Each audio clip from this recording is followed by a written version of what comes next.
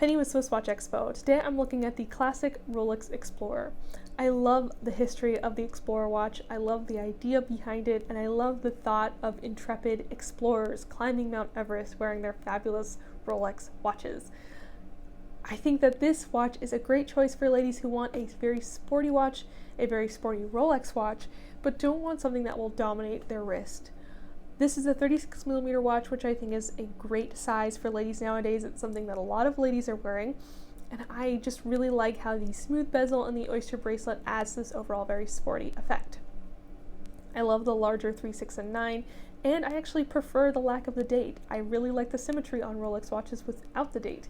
So this one, to me, ticks all of the boxes, and I just think it looks fabulous on the wrist. I love a simple watch, I love a watch that has a really cool history, and I think that the Explorer is perfect for ladies who really want that. So if you are like me and you're a fan of Rolex history or a fan of Rolex sport watches but want something more subdued, then definitely check out our collection of Rolex Explorer watches, because I think you'll find one that you love. Check them all out right now at SwissWatchExpo.com.